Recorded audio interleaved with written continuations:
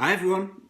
Well, this is week 3 of us doing life group notes and doing them via video rather than the old written ones. And please let us know what you think, how this is going.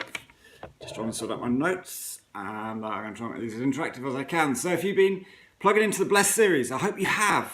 And I hope you've been engaging with what's been going on. We started talking about the importance of praying for people. And I've now got a list of 10 people that I'm praying for. I'm attempting to pray for every day. And make time to pray with them, pray for them at the beginning of every day. And this morning I was inspired to just contact a couple of those people. And I had a phone conversation with one of them and a text conversation with another one. And just as part of trying to begin to reach out to them and believe that God's going to break in their world. And then last Sunday we looked at the importance of eating with people. And eating isn't really about the food, it's about the space that it creates. And if we're going to impact people's lives, if we're going to build the bridges across which the gospel can walk, then we need to just spend time with people. And that could be over a meal, it could be over a coffee, it could be going for a walk. You know, we can do that a whole load of different ways, but we need to be making time and space to be with people who don't know Jesus. And whether that's family or friends or people at work, you know, we need to be finding that space. And then this week we looked at the importance of listening to people. You know, once we've created that space, then we need to listen to them. And we looked at some of the bad listening practices that you can do. And we looked at the storyteller who always wants to break in with their story rather than listening to your story. We look at a one-upper who always has a worse story or a better story. You know, if this has happened to you, then something worse has happened to them or something better has happened to them.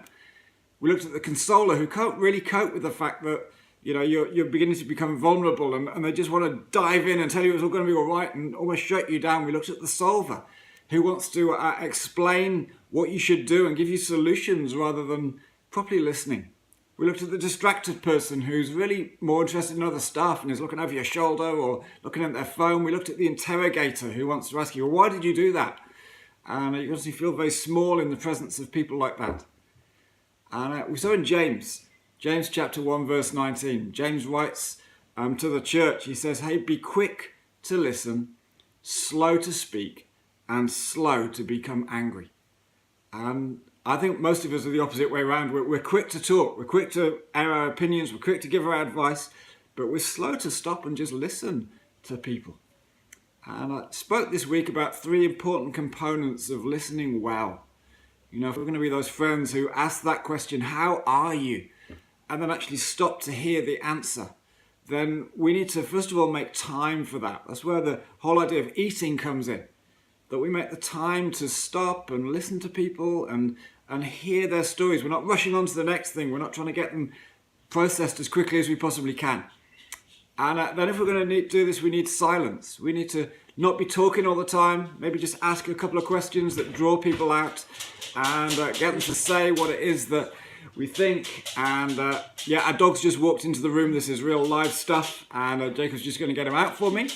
But yeah, we need to create silence where we create space to listen to people and rather than jumping in with our stuff.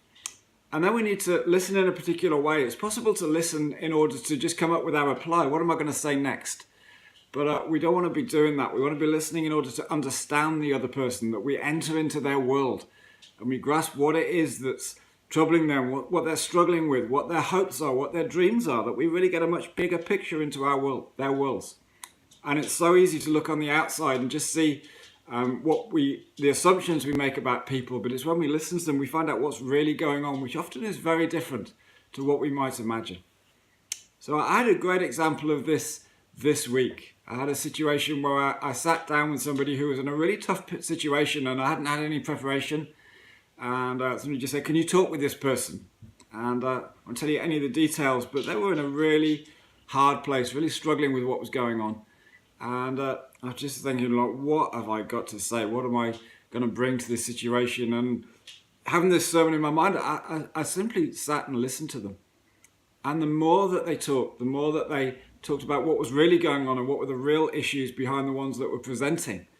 Actually, they began to come up with their own solutions and their own take on it. And the take on their situation that they finished with was completely different to the one that they started with. And really just because they'd had time to talk it through. And I was just able to give a couple of bits of advice and pray with them at the end, but really they did all the work. It was almost like they diagnosed themselves, just simply through me taking the time to listen. And if I dived in at the start and said, well, I think this, and I think you should do that, and I think God says this, I'd have totally missed what was going on. So I want to challenge you this week, maybe you've done it already, but in interactions you have with people, even if they're short ones, be making the time to listen to what's going on in people's worlds. And listen in order to understand. Take that as the challenge you've got. So I want to leave you with a little exercise, and it's this in your life groups. Why not just take a bit of time to get into pairs and ask one another, what's the biggest challenge that you face at the moment? What's the biggest challenge? Maybe a work challenge or a family challenge or maybe a personal challenge that is presenting itself. Just talk about what the biggest challenge is, and for the other person just to listen. Maybe ask questions that are going to help you go deeper in that. And you might want to allocate quite a few minutes to do this. It'll take a little while to get all the information out. And when you've done that, then take some time, swap over, do it the other way around, that you both hear about each other's challenges, and then take time to pray for each other. And use those insights that you've gained on the situation from your listening to pray more deeply, to pray more accurately, to pray with more knowledge of what's going on. And then as we go out into the world this week, let's be finding opportunities to listen to people. Listen to people at work, listen to people in your family, listen to people that you meet in your street. Just don't be rushing to say stuff, but be stopping long enough to listen. So I hope that's been helpful. I apologize for the dog coming in, but that's part of real life. And thank you for listening. Have a great week. If you can, please join us at the half night of prayer, which is happening in Windsor at the Gospel Hall on Friday night, 8 p.m. until 2 a.m.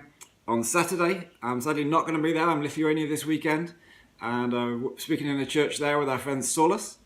And just want to ask God for you. Father, I just want to pray for everyone who listens to this, everyone who's part of a life group. I want to pray a blessing on our life group leaders, Lord God. I thank you for the time and energy that they commit to our community and gathering groups and making space for people to be loved and to be known and to be cared for. I thank you for that, Lord God.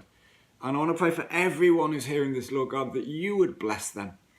Lord God, that you might bless them in order that they might be a blessing, that the blessing of God would flow through them and through their lives, Lord God. And that just this week we would know just the joy of being in a relationship with Jesus, and that would flow out of every pore of our being. So I hope you have a great time together as a life group. I hope this has been helpful. I hope the dog wasn't too distracting.